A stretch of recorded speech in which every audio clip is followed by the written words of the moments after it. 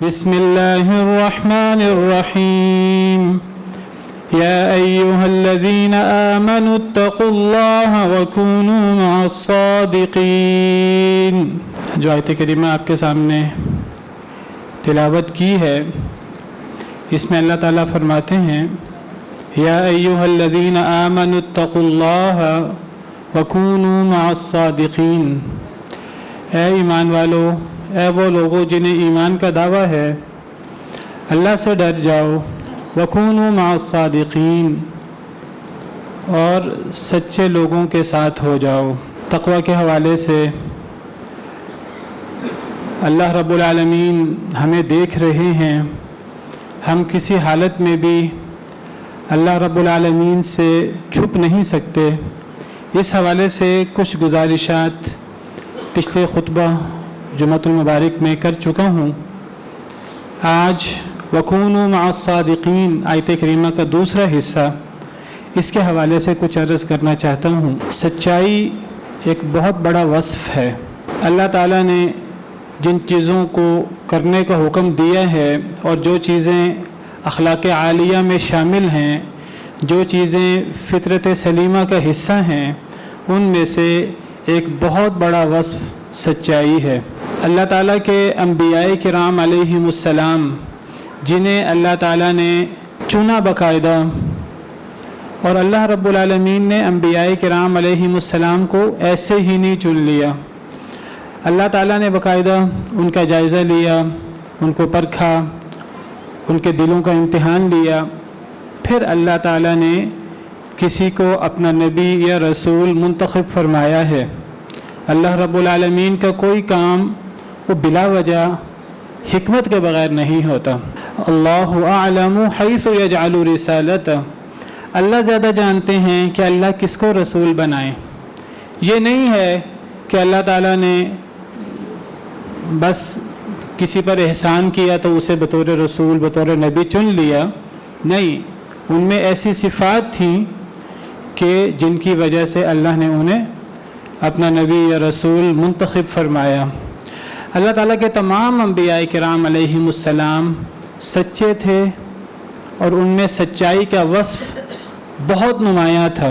سیدنا ابراہیم علیہ السلام کے حوالے سے اللہ رب العالمین کا ارشاد ہے وَاذْكُرْ فِي الْكِتَابِ إِبْرَاهِيمَ إِنَّهُ كَانَ صِدِّيقًا نَبِيًّا، کہ قرآن کریم میں اے نبی صلی اللہ علیہ وسلم سیدنا ابراہیم علیہ السلام کا تذکرہ کریں، بے شک وہ بہت سچے تھے، نبی تھے. سیدنا ادریس علیہ السلام کا ذکر فرمایا وَاذْكُرْ فِي الْكِتَابِ إِدْرِيسَ إِنَّهُ كَانَ صِدِّيقًا نَبِيًّا وَرَفَعْنَاهُ مَكَانًا عَلِيًّا. کتاب میں سیدنا ادریس علیہ السلام کا ذکر کیجئے، بے شک وہ سچے نبی تھے، سچے تھے اور نبی تھے. اللہ تعالیٰ کے تمام انبیاء کرام علیہم السلام نہایت درجہ سچے تھے، بلکہ ہر نبی صدیق ہوتا ہے. صدیقیت کا جو مرتبہ ہے یہ نبوت کے مرتبے سے نیچے ہے. جو بھی نبی ہوگا وہ صدیق ہوگا، لیکن یہ ضروری نہیں ہے کہ کوئی صدیق ہو تو وہ نبی بھی بن جائے. نبوت کا درجہ صدیقیت کے درجے سے اوپر ہے. تمام صحابہ کرام رضوان اللہ علیہم اجمعین صدیق تھے. والذین آمنوا باللہ ورسلہ اولئک هم الصدیقون. جو لوگ اللہ پر اور اللہ کے رسولوں پر ایمان لائیں یہ لوگ سچے ہوتے ہیں. بطور خاص سیدنا ابو بکر صدیق رضی اللہ تعالی عنہ، سیدہ عائشہ صدیقہ رضی اللہ تعالی عنہ وغیرہم. تو تمام انبیاء کرام علیہم السلام صدیق تھے، تو اللہ نے انہیں نبوت کا درجہ عطا کیا. اور نبوت کے درجے کے بعد پھر رسالت کا درجہ آتا ہے. ہر رسول نبی تو ہوتا ہے، لیکن ضروری نہیں ہے کہ ہر نبی رسول بھی ہو.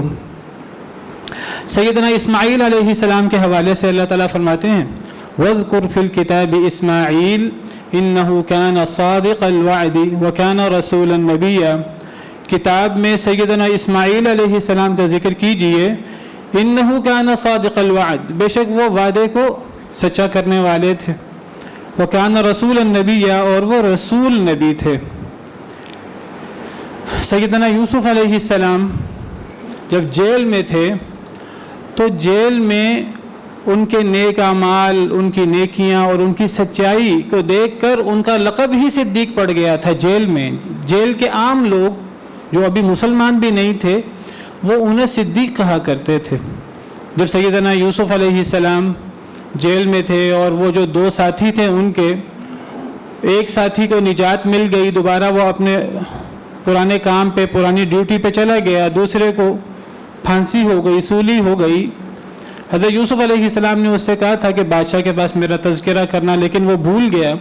لیکن جب بادشاہ نے خواب دیکھا اور اس خواب کو درباری اس کی تعبیر بیان نہ کر سکے تو اس کو یاد آ گیا، تو وہ کہنے لگا کہ مجھے یوسف علیہ السلام کے پاس بھیجیے جیل میں، تو میں آپ کو اس خواب کی صحیح تعبیر بتاؤں گا۔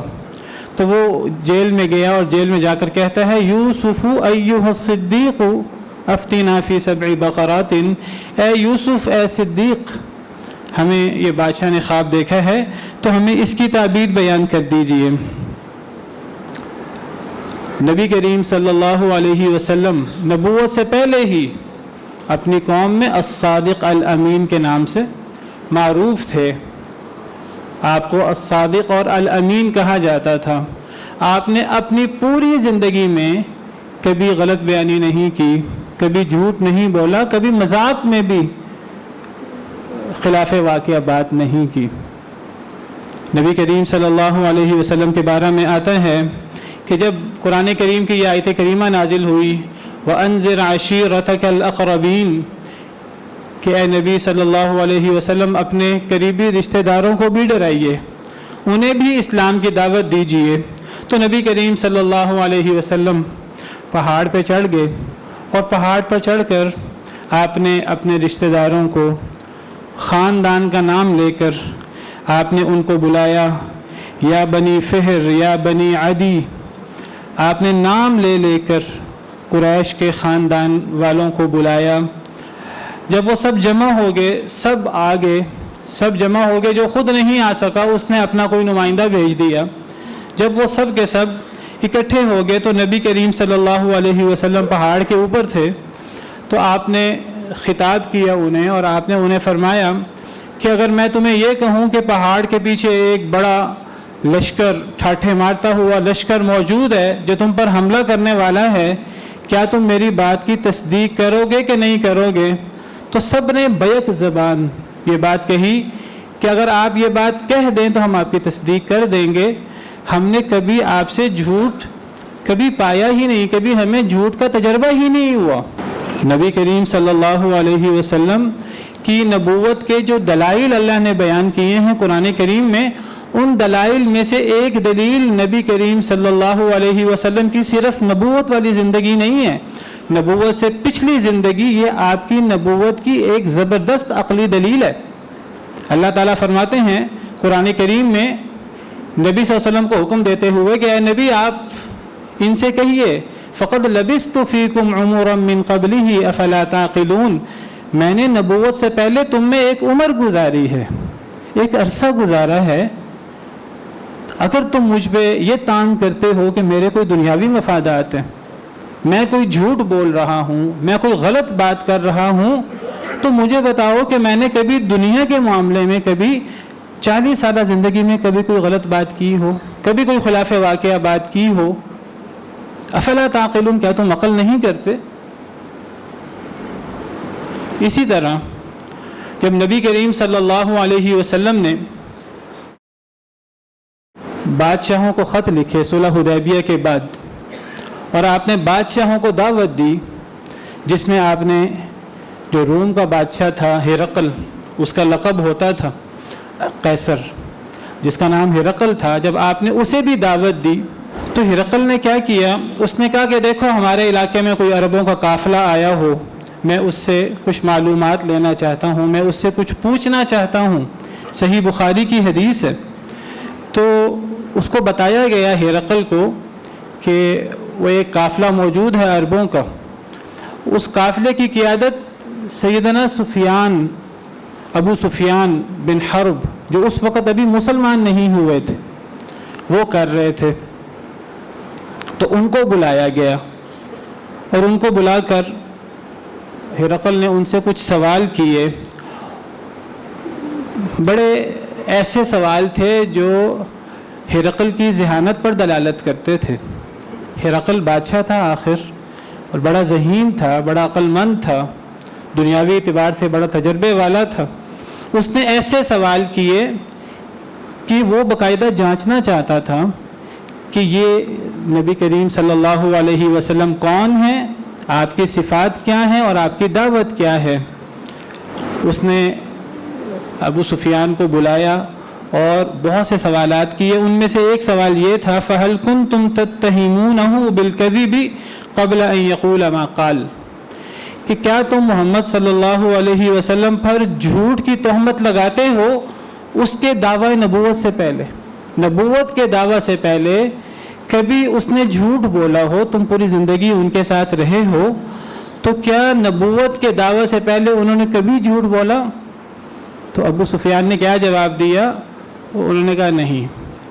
یہ واقعہ تقریباً یہ دور صلح حدیبیہ کے بعد اور ابو سفیان کے ایمان لانے سے پہلے کا واقعہ ہے. تقریباً نبی کریم صلی اللہ علیہ وسلم کی عمر مبارک 60 سال تھی.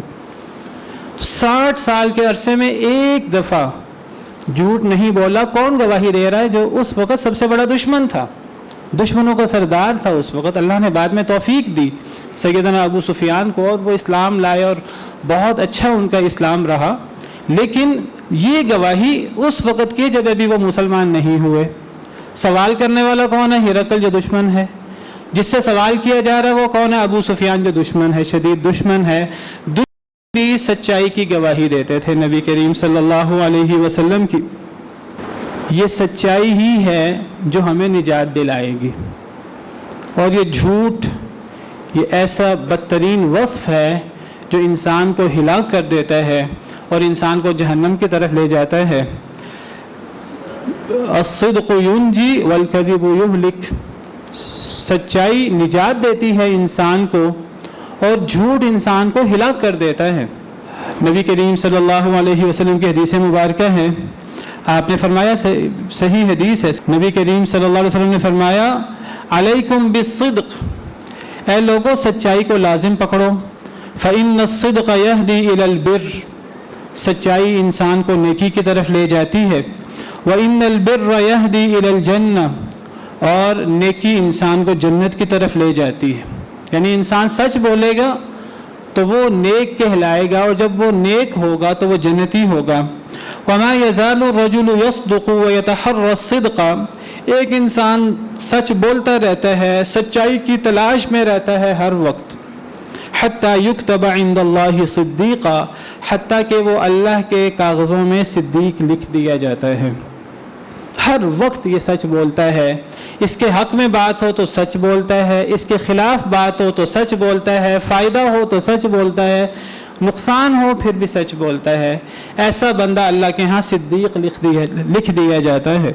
پھر فرمایا وَإِيَّاكُمْ وَالْكَذِبْ, اے لوگو جھوٹ سے بچو. فَإِنَّ الْكَذِبَ يَهْدِي إِلَى الْفُجُورِ, جھوٹ فجور کی طرف, فسق و فجور برائی کی طرف لے جاتا ہے. وَإِنَّ الْفُجُورَ يَهْدِي إِلَى النَّارِ, اور فسق و فجور آگ کی طرف لے جاتے ہیں. وَمَا يَزَالُ الرَّجُلُ يَكْذِبُ وَيَتَحَرَّى الْكَذِبِ, ایک شخص جھوٹ بولتا رہتا ہے, جھوٹ بولتا رہتا ہے. وَيَتَحَرَّى الْكَذِبِ, جھوٹ کی تلاش میں رہتا ہے. حَتَّى يُكْتَبَ عِنْدَ اللَّهِ كَذَّابًا, حتیٰ کہ وہ اللہ کے ہاں جھوٹا لکھ دیا جاتا ہے. اللہ معاف کرے, جب انسان جھوٹ بولتا ہے پھر اس کے دل میں جھوٹ کی نفرت ختم ہو جاتی ہے. بعض دفعہ تو آپ دیکھیں گے لوگوں کو بلا وجہ جھوٹ بولتے ہیں, یعنی بغیر کسی مقصد کے جھوٹ بول رہے ہیں. دیکھیں, یا تو کوئی مقصد ہو, دنیاوی مقصد ہو, تب بھی جھوٹ بولنا غلط ہے.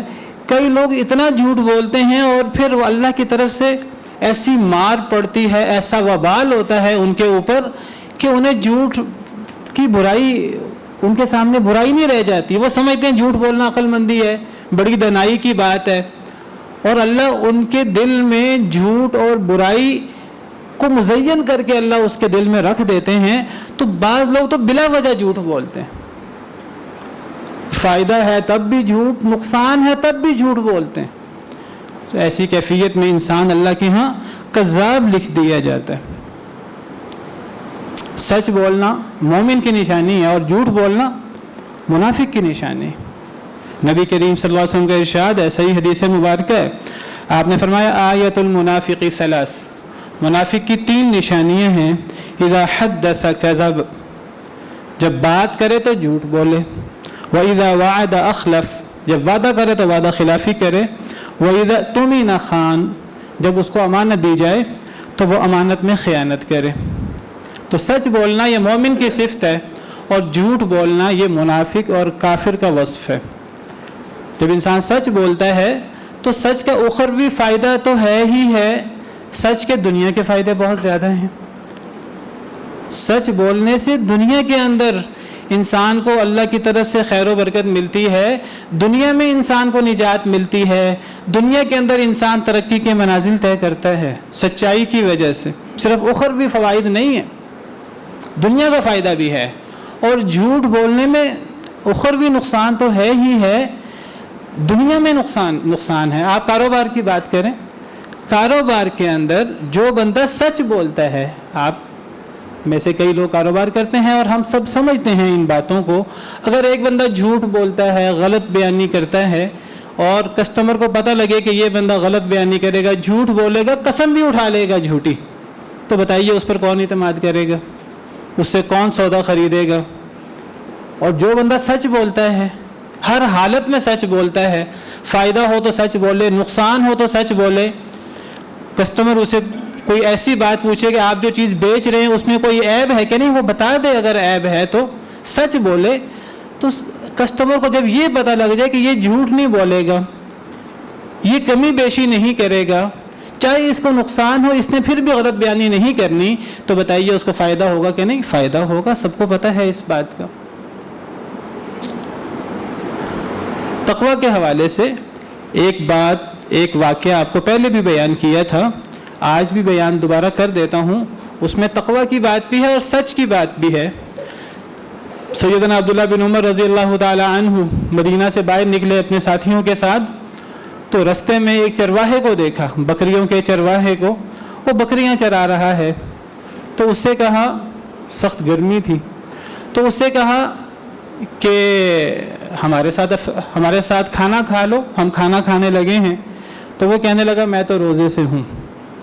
تو سیدنا عبداللہ بن عمر بڑا حیران ہوئے، کہنے لگے کہ اتنی سخت گرمی اور دوپہر کا وقت اور یہ صحرا اور یہ ٹیلے ریت کے اور سخت گرمی، اور اس میں تم نے روزہ رکھا ہوا ہے. پھر کہنے لگے چلو یہ ایک بکری ہمیں بیچ دو، ہم تم سے بکری خرید بھی لیں گے، تمہیں اس کی قیمت بھی ادا کریں گے اور افطاری کے وقت میں اسی بکری کا گوشت تمہیں کھلائیں گے بھی. تو وہ کہنے لگا یہ بکریاں میری نہیں ہیں، یہ بکریاں میرے مالک کی ہیں، میں غلام ہوں ایک مالک کا، یہ ساری بکریاں اس کی ہیں. مجھے اس بکری کی اچھی سے اچھی قیمت بھی مل جائے، میں اس بکری کو بیچ نہیں سکتا کیونکہ میرے مالک نے مجھے اس کی اجازت نہیں دی. سیدنا ابن عمر رضی اللہ تعالیٰ عنہ اس کا امتحان لینے کے لیے کہنے لگے کہ تم اپنے مالک کو بتانا ہی نہ کہ تم نے ہم سے بکری خریدی ہے، تم بکری کی قیمت بھی اپنے پاس رکھ لینا اور مالک کو کہنا کہ بکری کو بھیڑیا کھا گیا ہے. اس کو بتانا ہی نہ کہ تم نے ہمیں بیچ دی ہے. صحرا کے اندر کبھی بھیڑیے آ جاتے ہیں اور بھیڑ بکری وہ لے جاتے ہیں اور کئی دفعہ چرواہے ان کا مقابلہ نہیں کر پاتے. تو وہ کہنے لگا این اللہ، اللہ کہاں ہے؟ اللہ تو دیکھ رہا ہے اس سارے معاملے کو. تو سیدنا ابن عمر رضی اللہ تعالیٰ عنہ بہت متاثر ہوئے اس سارے واقعے سے. وہ سیدنا عمر جن کے بارے میں نبی کریم صلی اللہ علیہ وسلم نے سچے اور نیک آدمی ہونے کی گواہی دی ہے. نعم الرجل عبداللہ، نبی صلی اللہ علیہ وسلم کا ارشاد ہے کہ عبداللہ بن عمر اچھے آدمی ہیں، نیک آدمی ہیں. وہ متاثر ہوئے اس چرواہے سے اور اس چرواہی کی سچائی سے اور اس کے اللہ کے تقوی سے، اللہ کے ڈر سے. پورا راستہ واپس آتے ہوئے این اللہ کہتے رہے اور روتے رہے، اور واپس آ کر اس چرواہے کے مالک کے پاس گئے اور اس کو جا کر سارا واقعہ سنایا. اور اس سے اس چرواہے کو بھی خرید لیا اور اس کی بکریوں کو بھی خرید لیا، چرواہے کو آزاد کر دیا، بکریاں بھی اسے دے دی۔ تم لوجہ اللہ، تم آزاد ہو اور یہ بکریاں بھی تمہاری ہیں۔ یہ فائدہ اس کو دنیا میں کس چیز نے دیا؟ سچائی نے۔ تو سچ انسان کو نقصان میں نہیں ڈالتا، سچ انسان کو فائدہ دیتا ہے دنیا میں بھی، اور آخرت میں تو فائدہ ہے ہی ہے۔ اسی لیے اللہ تعالیٰ نے ہمیں ہر حالت میں سچ بولنے کا حکم دیا ہے۔ سیدنا کعب بن مالک کا واقعہ آپ کے سامنے ہے۔ جنگ تبوک میں پیچھے رہ گئے تھے وہ اور 2 صحابہ، مزید 3 صحابہ۔ کئی اور لوگ پیچھے رہے جنہوں نے جھوٹ بولا اور جھوٹ بول کر اپنے جھوٹے اور نکارہ عذر پیش کیے۔ نبی کریم صلی اللہ علیہ وسلم کو اللہ نے حکم دیا ان کے عذر قبول نہ کریں، یہ جھوٹ بول رہے ہیں، آپ ان سے اعراض کر لیں۔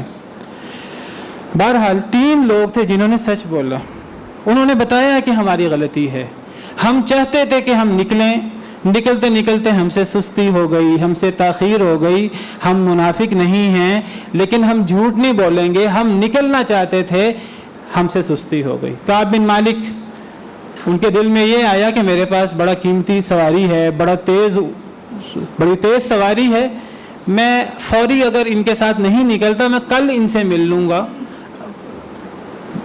بہرحال سستی ہو گئی، نہیں مل سکے۔ لیکن جب نبی کریم صلی اللہ علیہ وسلم واپس آئے تو سیدنا کعب بن مالک نے اور دیگر 2 صحابہ، انہوں نے جو ہے وہ سچ بولا اور سچ بول کر کہا کہ ہم سے غلطی ہوئی ہے، ہماری کوتاہی ہے، ہمیں جو سزا ہے یا جو ہمارے بارے میں اللہ کا حکم ہے اس کو نافذ کریں، ہم اپنی غلطی کی معافی چاہتے ہیں، ہم سچ بولیں گے، ہم جھوٹ نہیں بولیں گے، جھوٹا عذر پیش نہیں کریں گے۔ تو جب اللہ تعالیٰ نے جنگ تبوک کے جو سورۃ توبہ جس میں جنگ تبوک کا واقعہ ہے، جب اللہ تعالیٰ نے اس میں ان صحابہ کرام کی تعریف کی، نبی کریم صلی اللہ علیہ وسلم کی تعریف کی کہ نبی کریم صلی اللہ علیہ وسلم جنگ تبوک میں نکلے، اور نبی صلی اللہ علیہ وسلم پر اپنے خاص فضل کا ذکر فرمایا، ان صحابہ کرام کی جب تعریف کی جنہوں نے نبی کریم صلی اللہ علیہ وسلم کی پکار پر لبیک کہا، تو ان کے ساتھ اللہ تعالیٰ نے ان 3 صحابہ کا بھی اسی طرح تذکرہ کیا ہے۔ ذرا قرآن کے الفاظ میں سنیے کہ اللہ تعالیٰ سچ بولنے والوں کو کس طرح نوازتے ہیں چاہے ان سے غلطی ہو گئی ہو۔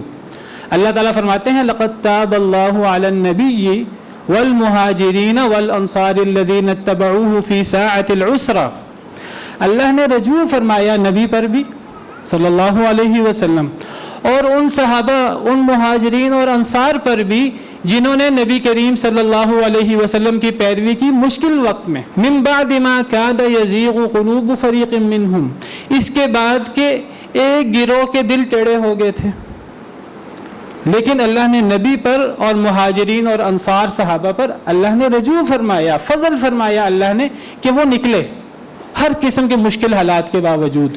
ثم تاب علیہم، اللہ نے پھر دوبارہ رجوع فرمایا، ثم تاب علیہم انہ بہم رؤوف الرحیم، وعلی الثلاثۃ الذین خلفوا، اور ان 3 لوگوں پر بھی اللہ نے رجوع فرمایا جو پیچھے رہ گئے تھے۔ یعنی جس طرح اللہ نے نبی صلی اللہ علیہ وسلم پر اور مہاجرین اور انصار پر اپنا فضل و کرم، اپنی رحمتیں نازل فرمائیں، اس طرح اللہ نے ان 3 لوگوں پر بھی اپنی رحمتیں، اپنا فضل و کرم نازل فرمایا۔ کون 3 لوگ؟ جو پیچھے رہ گئے تھے۔ یہ پیچھے رہ گئے ہیں تو اللہ نے کیوں رجوع فرمایا؟ اللہ نے کیوں اپنا کرم فرمایا؟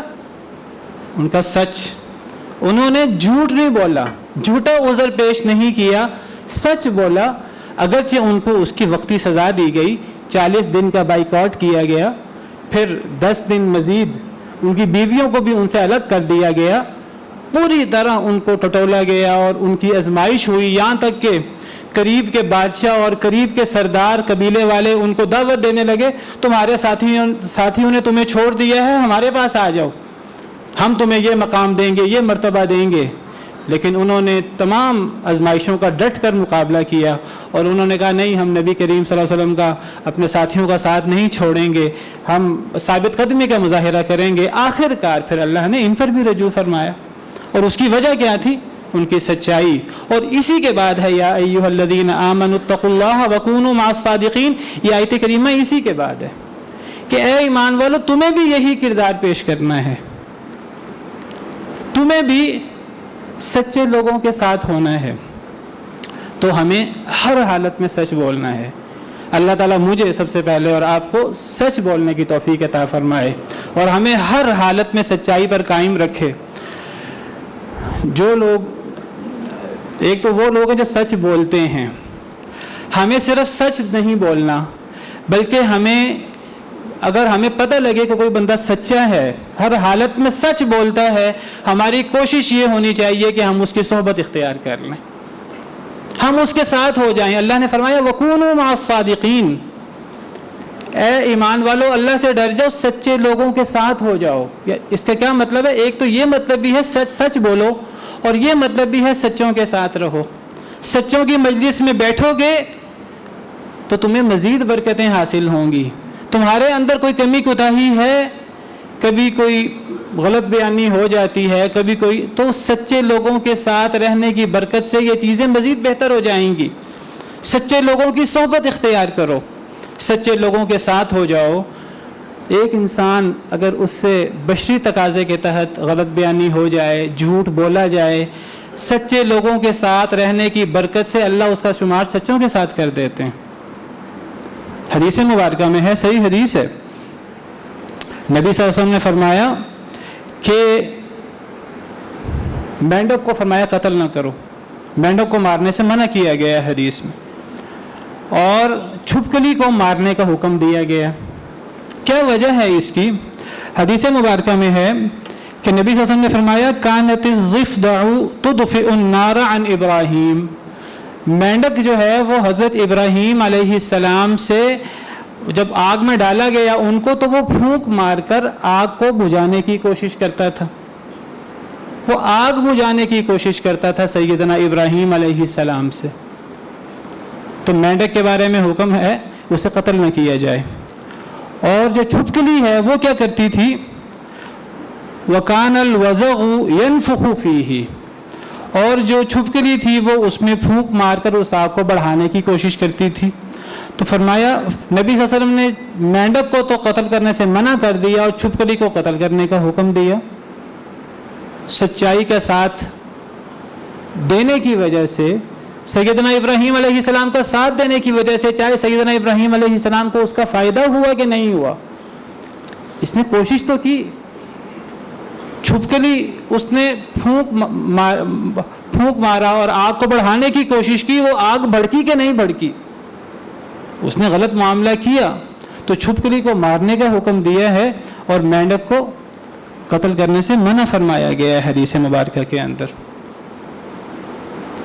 اسی طرح کوئی شخص نیک آدمی کو دیکھے، سچے آدمی کو دیکھے، تو سچے آدمی کی صحبت اختیار کرنی چاہیے اور سچے آدمی کے ساتھ رہنا چاہیے۔ اس کا فائدہ کیا ہوتا ہے کہ ایسے شخص کی دعا اللہ کے ہاں قبول ہونا شروع ہو جاتی ہے، جو سچوں کے ساتھ رہتا ہے، سچوں کی صحبت اختیار کرتا ہے۔ حدیث مبارکہ میں آتا ہے، نبی صلی اللہ علیہ وسلم نے فرمایا، صحیح بخاری صحیح مسلم کی حدیث ہے، آپ نے فرمایا کہ جب تم اذا سمعتم صیاح الدیکۃ، جب تم مرغ کی بانگ سنو، مرغ جو ہے صبح کے وقت اذان کہتا ہے، بولتا ہے، فرمایا جب تم مرغ کی بانگ سنو فاسألوا اللہ من فضلی، تو اس وقت اللہ سے سوال کرو، اللہ کے فضل کا سوال کرو، دعا کیا کرو اس وقت۔ وجہ فرمایا فإنها رأت ملکا، وہ فرشتے کو دیکھتا ہے۔ جب مرغ فرشتے کو دیکھ کر اذان کہتا ہے اور بولتا ہے، اس وقت اللہ سے دعا کرنی چاہیے۔ کسی سچے شخص کو دیکھیں، اس کی صحبت اختیار کریں، اللہ سے دعا کریں، آپ کی دعا قبول ہوگی، اللہ سے اللہ کا فضل مانگیں۔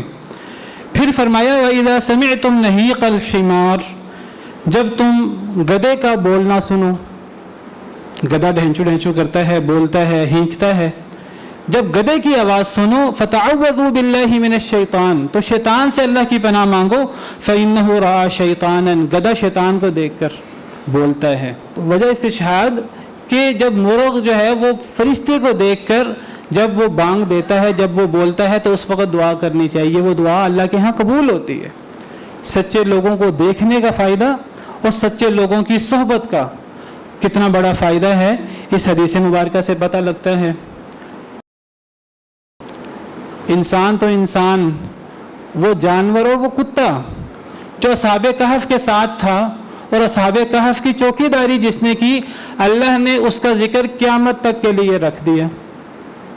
اس کا وصف کیا تھا؟ وہ دیکھیں کتے کے بارے میں ہمارے دین کے کیا احکامات ہیں۔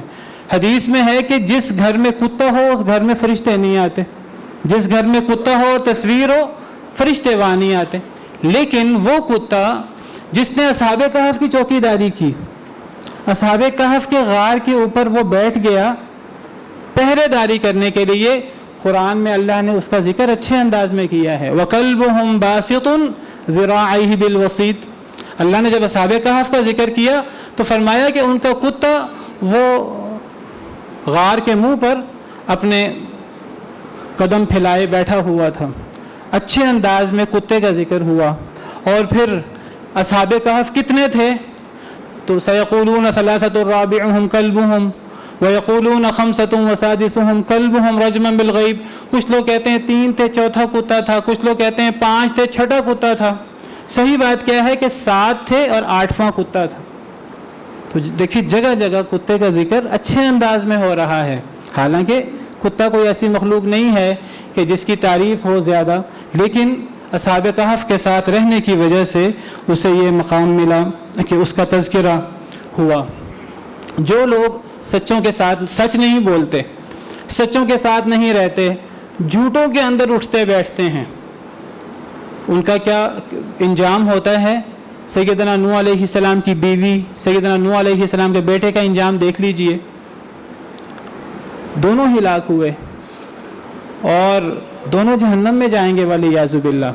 انہیں سیدنا نوح علیہ السلام کے ساتھ رشتہ داری وہ انہیں کوئی فائدہ نہیں دے گی۔ وجہ کیا ہے کہ انہوں نے جھوٹوں کا ساتھ اختیار کیا، جھوٹوں کی صحبت اختیار کی، تو اس کا انہیں یہ نقصان ہوا۔ ضرب اللہ مثلا للذین کفروا امرأة نوح وامرأة لوط كانتا تحت عبدین من عبادنا صالحین فخانتاهما فلم یغنیا عنہما من اللہ شیئا وقیل ادخلا النار مع الداخلین۔